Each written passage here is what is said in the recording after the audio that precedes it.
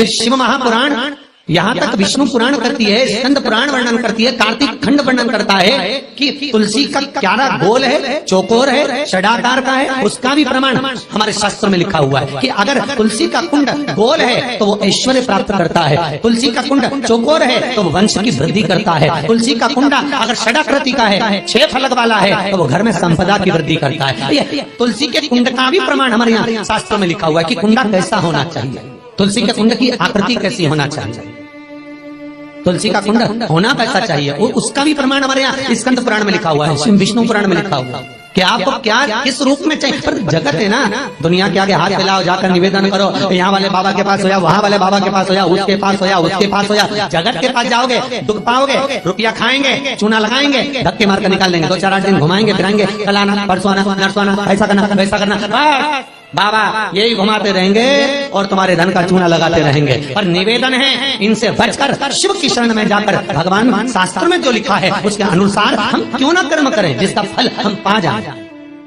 हम क्यों ना ऐसा कर्म करें जिसके फल को हम पा सकें, हम क्यों भ्रमित हुए।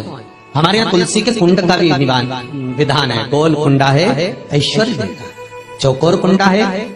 आप लोग कई बार देखे होंगे किसी किसी के यहाँ चौकोर तुलसी का क्यारा होता है, कुंडा होता है, वो वंश बड़ा, षडाकृति का है, वो धन देता है, संपदा। दोष हमारा है, हम तुलसी के कुंडे के नीचे शंकर जी को रख देते हैं, क्यों कि यहीं तुलसी जी को पानी चढ़ाएंगे, यहीं शंकर जी को चढ़ा देंगे। दोष तुलसी के कुंड के नीचे हम सर्पदेव को रख देते हैं, नाग देवता रख देते हैं, पानी चढ़ाएंगे, पात्री रख देते हैं, नहीं, इसका दोष हम सबको स्वयं अगर गलती करते हैं तो स्वयं को। कैसा कुंड हो, 7 तरह के कुंडों का व्याख्यान तुलसी के रूप में कहा गया है हमारा। पहला गोल, दूसरा चौकोर, तीसरा षडाकृति, चौथा त्रिवेणी, 3 कोने वाला कुंडा। शास्त्र कहता है जिसके मार्ग घर में टुकड़े हो रहे हो, घर विभाजन की ओर हो रहा हो, तो 3 कोण का कुंडा घर में रखकर पूजा करने पर परिवार एक हो जाता है। 5वां, गार्डन में बिना कुंडे का, बिना कुंड का जो तुलसी का पौधा रोपित होता है, बिना कुंड के एक बगीचा जैसा बो दिया जाता है, तुलसी तुलसी उत्पन्न हो जाती है। महाराज वहां पर संपदा तो रहती है पर चिंता बहुत रहती है, टेंशन बहुत रहती है। क्यों? घर के दरवाजे के बाहर इतनी सारी बगीचे में तुलसा कर दी, कोई निकल कर जा रहा था उसने थूक दिया, कोई निकल कर जा रहा था उसने पानी डाल दिया, कोई श्वान ने, कुत्ते ने, किसी ने, बिल्ली ने गंदगी कर दी, उसका दोष आपको लगेगा। इसलिए कुंड के अंदर तुलसा का वो धन तो देगा, जो तुमने बगीचे में तुलसा लगाई है, गार्डन तुलसा का करा, वो धन तो देगा, संपदा भी देगा, पर चिंता को बढ़ा देगा। 5 मारा। 6, तुलसी के कुंड को 3 धार पर लटका कर रखना। कई जगह पर आपने देखा होगा तुलसी का जो कुंडा होता है उसको 3 जो तार होते हैं, 3 जो चेन होती है उस पे लटकाया जाता है। महाराज विष्णु पुराण उसका भी व्याख्यान करते हैं। महाराज वहां व्यक्ति के कार्य उन्नति की सीढ़ी की ओर बढ़ जाते हैं। जैसे भोजन की थाली लग गई, भोजन तैयार हो गया, बस खाने बैठे हो और थाली खसक गई, समझ लेना कि तुलसी को अधर पर लटका कर रखा है।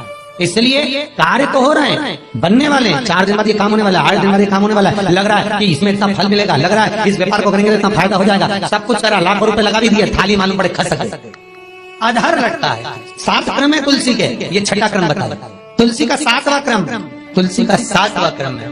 महाराज तुलसी का कुंडा जैसा घर के आंगन में है, तुलसी का कुंड जैसे घर के आंगन में विराज रहा है, ऐसा ही छोटा सा कुंड भगवान के लिए रोपित करें। प्रतिदिन भगवान की सेवा करते समय तुलसी का कुंड सम्मुख रखकर उसकी आराधना करना, फिर उस कुंड को वापिस बाहर ले जाकर रखना, फिर दूसरे दिन पूजन के समय पर कुंड को लाकर रखना। हम तो यहाँ तक कहते हैं विष्णु पुराण गर्ग संहिता कल्याण का तुलसी अंग यहाँ तक वर्णन करता है कि आप पूरे साल ये नहीं कर सकते तो कम से कम कार्तिक के महीने में भगवान के सामने तुलसी का छोटा कुंड, चौकोर वाला, बोल नहीं, चौकोर कुंड लाकर भगवान के सामने रखकर छोटा सा कुंड का पूजन कर भगवान के साथ उस कुंड को वापस बाहर विराजमान करें, फिर कल लेकर आए, फिर विराजमान।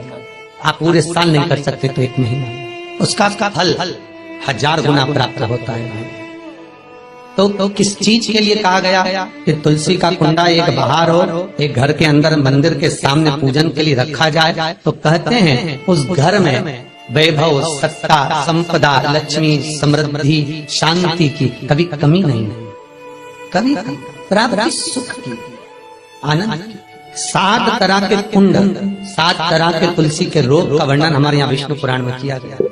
आप किस भाव से कर रहे हैं ये आपके महाराज। स्त्रियों के, नारियों के जितने भी रोग होते हैं, बीमारियां होती हैं, रजोधर्म से जुड़ी हुई जो भी तकलीफें होती हैं, उसका भी व्याख्यान देवी भागवत में स्पष्ट कहा गया। गुलर का फूल अर्थात जो देवी जी को, माता जी को जो घंटी वाला फूल चढ़ता है लाल कलर का, गुलर का फूल माता के चरणों को छुआकर, तुलसी के पौधे का स्पर्श कराकर जो नारी को रजोधर्म से जुड़ी हुई परेशानियां होती हैं, उसके अंतर्गत वो फूल तुलसी का पौधा दिखाते हुए खिला दिया जाता है। तो 3 दिन में उसको 2 दिन में आराम लग जाता है, 2 या 3 दिन हमारा।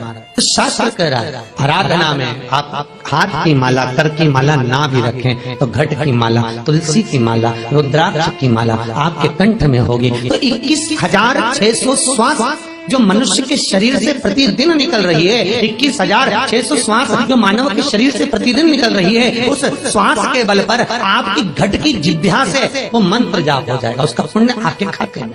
तुम्हारे गले में जो तुलसी की माला हो, तुम्हारे गले में जो रुद्राक्ष की माला हो, उसमें मन के 108 होना चाहिए या 108 से भी ज्यादा होना चाहिए। कम मनके की माला मत पहना गले में, बारीक बारीक मनके की कर लो, छोटे से छोटे मनके की कर लो, 100 से भी ज्यादा हो, 108 से भी ज्यादा हो। क्यों? क्योंकि गले में अगर तुलसी की माला होगी, गले में रुद्राक्ष की माला होगी, भले तुम्हारे मुख से नाम ना निकले, भले तुम्हारे हाथ में करमाला ना आए, भले तुम भगवान का नाम जपो ना जपो, भले तुम भगवान को भोग लगाओ ना लगाओ, भले तुम तीर्थ जाओ ना जाओ, पर गले में अगर तुलसी की माला या रुद्राक्ष की माला तुम्हारे गले में है तो चिंता मत करना, तुम्हारी श्वास जितनी निकलेगी, 21,600 श्वास जो मनुष्य के शरीर से प्रतिदिन निकल रही है, वो 21,600 श्वास के मनके का फल तुम्हें रोज का प्राप्त हो जाएगा। बस ध्यान रखना, गले में मनका होना जरूरी है, गले में माला होना जरूरी है। भले रुद्राक्ष का एक मनका हो, भले तुलसी का एक मनका हो, पर गले में हो तो उसका फल मिलेगा,